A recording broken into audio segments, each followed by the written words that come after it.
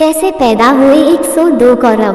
कौरवों के जन्म से जुड़ी रोचक कथा अवश्य सुने ताकि आप जान पाए कि कौरव 100 नहीं 102 थे। आज की कहानी बहुत ही ज्ञानवर्धक और ज्ञान से परिपूर्ण है। आप सभी को ये सुनकर आश्चर्य होता होगा कि एक ही माँ की 101 संतानें कैसे हो सकती हैं। माता गांधारी एवं धृतराष्ट्र की 101 संतानें थीं, जिन्हें महाभारत काल में कौरव कहा जाता था। जाने इसके पीछे का पूरा रहस्य।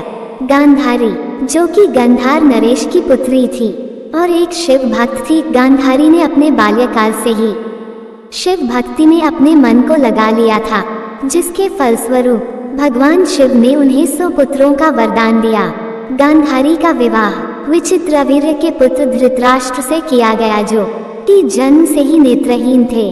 धृतराष्ट्र की इच्छा थी कि उनकी पत्नी नेत्रों वाली हो, ताकि वो उनकी नेत्रों से दुनिया को देख सके, राज्य संभाल सके। लेकिन जैसे ही गांधारी को विवाह प्रस्ताव मिला, उसने अपने पति धर्म को सर्वोपरि रख विवाह के पूर्व ही अपनी आंखों पर जीवन भर के लिए पट्टी बांधने की प्रतिज्ञा ले ली, जिससे धृतराष्ट्र बहुत क्रोधित हो उठे, क्योंकि इस कारण धृतराष्ट्र को हस्तिनापुर का राजा नहीं बनाया गया और पांडु का राज तिलक किया गया। अपने क्रोध के कारण धृतराष्ट्र ने गांधारी को अपने समीप नहीं आने देने का फैसला किया।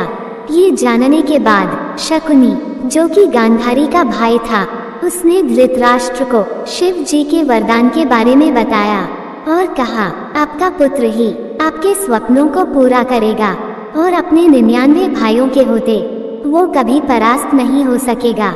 ये सुन महत्वाकांक्षी धृतराष्ट्र को अपनी इच्छा पूरी करने का एक रास्ता नजर आया। अतः धृतराष्ट्र ने गांधारी को पत्नी के रूप में स्वीकार किया, जिसके बाद गांधारी को गर्भ धारण किए 10 महीने से अधिक का समय हो गया, लेकिन उसे प्रसव नहीं हुआ।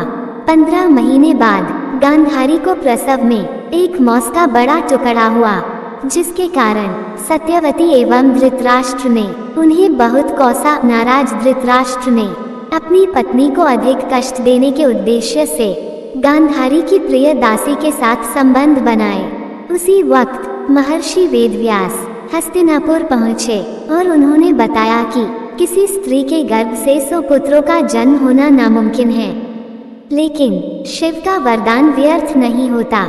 अतः यह मांस का टुकड़ा नहीं, बल्कि इसमें गांधारी के 101 संतानों के बीज हैं। गांधारी ने वरदान में भगवान से एक पुत्री की भी कामना की थी। इस प्रकार उन्हें 101 संतानों का सौभाग्य प्राप्त है। इसके बाद महर्षि वेद व्यास ने 101 मटकों में गर्भ की तरह वातावरण निर्मित किया। इसके बाद सबसे पहले जिस पुत्र का जन्म हुआ उसका नाम दुर्योधन रखा गया। इसके बाद दासी को भी पुत्र की प्राप्ति हुई। अतः कौरवों की संख्या 100 नहीं 102 थी, जिनमें बहन दुशाला सहित 100 संतानें गांधारी की एवं एक संतान उनकी दासी की थी। ये था कौरवों के जन्म से जुड़ा सच। महाभारत का युद्ध धर्म की रक्षा के लिए लड़ा गया था, जिसमें कौरव अधर्मी एवं पांडव धर्मी थे। इस महाभारत के रचयिता महर्षि वेदव्यास थे। उनके बोलने पर महाभारत को स्वयं गणपति जी ने लिखा था एवं इस महाभारत के सूत्रधार स्वयं श्री कृष्ण थे, जिन्होंने धर्म की इस लड़ाई में पांडवों का मार्गदर्शन किया था।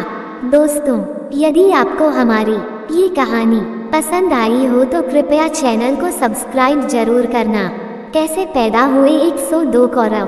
कौरवों के जन्म से जुड़ी रोचक कथा, यह आपको कैसी लगी कमेंट जरूर करें। धन्यवाद।